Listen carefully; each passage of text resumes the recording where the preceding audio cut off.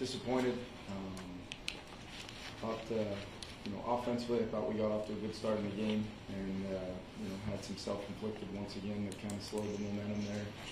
It's good offense we were playing. They got healthy and were pretty explosive against us, and we just got to find a way as a team across the board to play better. I'm not gonna make any kind of excuses about the short week, about penalties or anything like that. We'll get back to work. We're a 5-2 football team with a lot of football out in front of us, but if we take for granted that we need to work, we need to improve, we need to get back to doing some of the things that helped us get to this point, 5-2, before these last 2 games, and we will do that.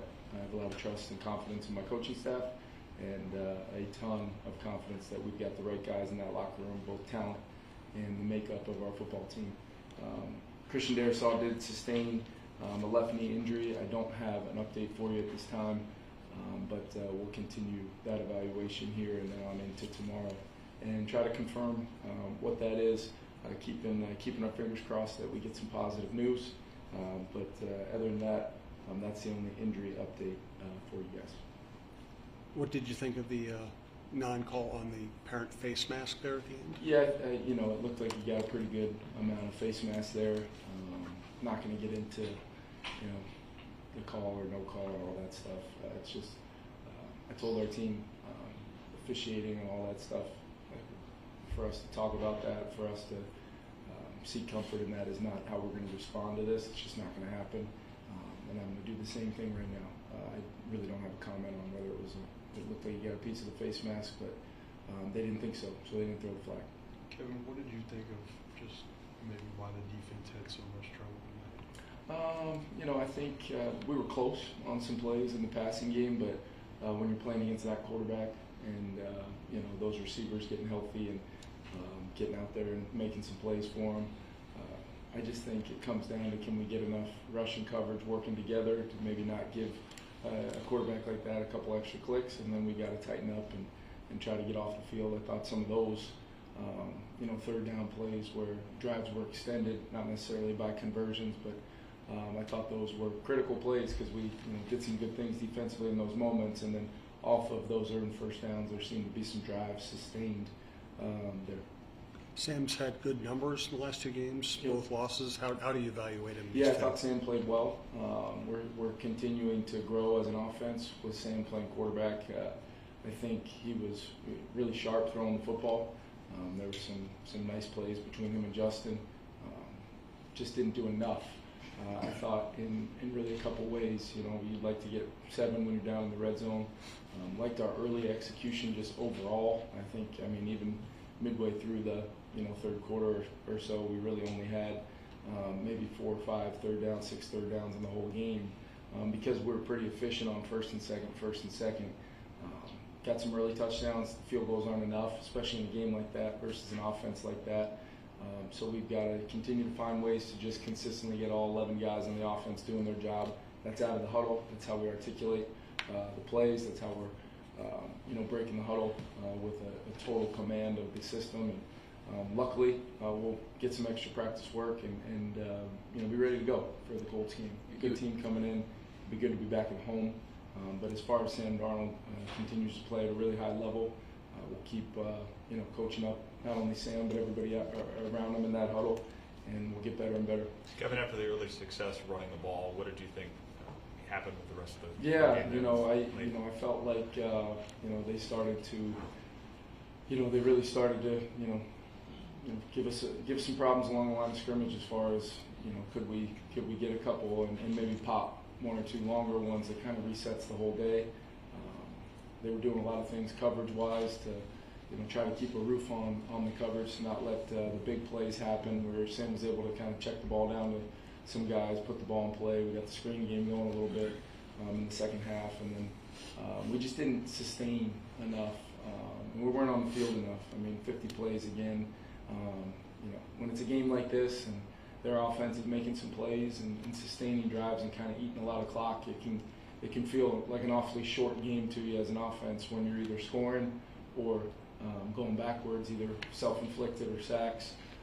So we've got to just try to find a way to mitigate that, run the ball a little bit more efficiently, 2.9 a carry, whatever it was, is not going to get it done for us with an intent on running the football and building our offense around that, and we got to do a better job at it. You referenced Matthew having a few extra clicks. Like the way you've pressured quarterbacks most of the season, why do you think tonight there just wasn't that pressure? I don't know as of right now.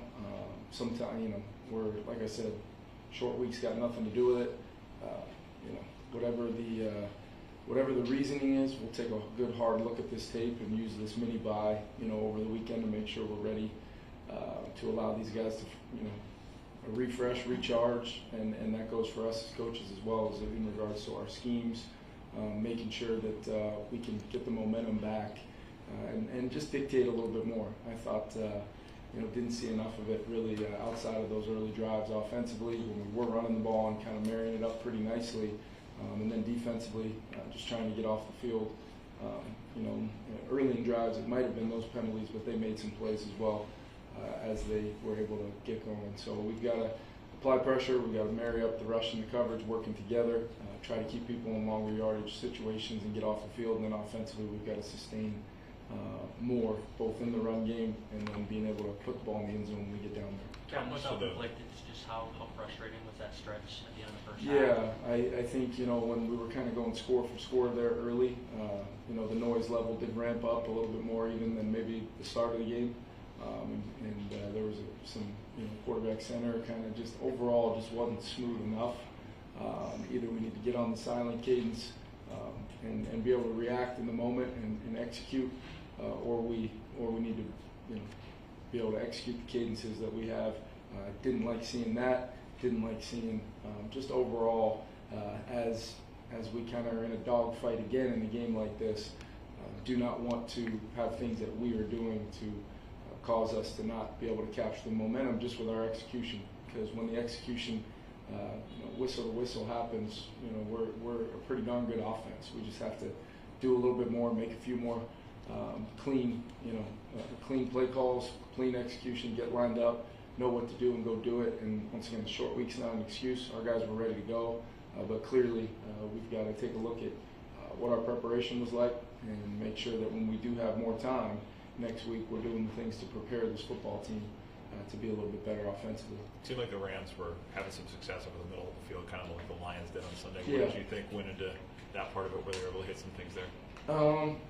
You know, they're just, I know we were close on a few, but honestly, Ben, I'd go back and, you know, I know Flo and his guys will take a look at it and see how we can adjust, see how we can tighten up a little bit and possibly make those plays a little bit more difficult, especially in the middle of the field. They hit some, you know, that last, you know, third down in the 4 minute. We're hoping to get, you know, maybe a little bit better field position, a little bit more time left, kind of using the timeouts there.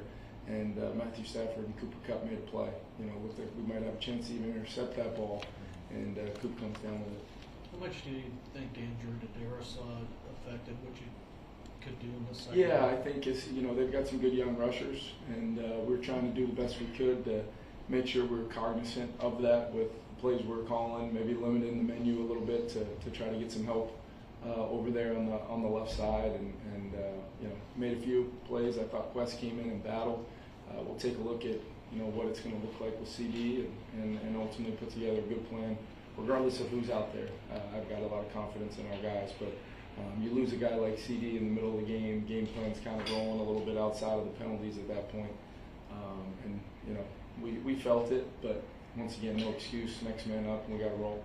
What do you want the players to do with this mini bye to maximize it? Well, I think, you know, between last Sunday and tonight, there's going to be some emotional kind of toll there. Just I know they have a ton of belief in themselves and our team and what they have built this year.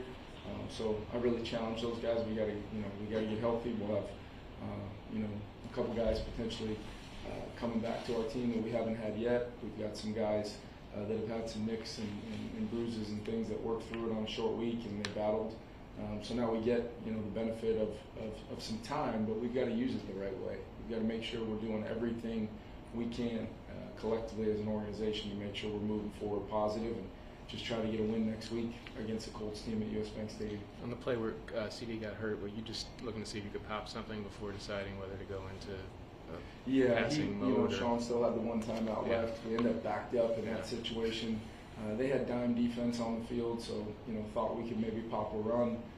Don't know if we were necessarily targeted right versus that group out there, which I think if we are, maybe that ball's got a chance to if we get off and rolling with the timeouts we had left at the time, get that first down, then there's a chance to maybe try to dial some stuff up and not give them any chance of doubling us up there with them starting out the second half. So kind of once that play happened and we lose CD and you're thinking about the 95 plus yards you got to go, thought it was best at that point just to take it in, regroup, and try to come out and move the ball in the second half. If you could have, if it was a couple yards more, like at the 5 or 6, would a kneel down have been possible there, just going to half that? On 1st and 10?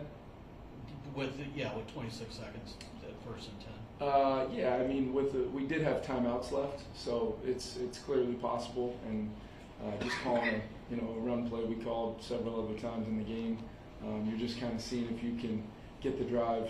See if you pop a run there. They're in a light body grouping with 6 DBs on the field, including one of them playing linebacker. Just calling a standard run and just trying to see if we can pop one, and then maybe take the timeout, reset, try to get a couple chunks. We got a kicker that can hit it from a long way away. And not at the expense of giving momentum back in the moment to the Rams with their one timeout left, and then ultimately we lose CD and took it on in from there. Last one. Coach came up from San Diego to cover your return to Southern California and kind of talk to some San Diego State coaches, former teammates of yours. Yeah. And their description of who you are as a person decades ago, continuing with the present, what would you give credit to for that consistency of character moving forward? And then how is that going to help you to be able to move forward through these 2 games? Yeah, I think, first and foremost, I'm incredibly blessed to have the family that I do. My mom and dad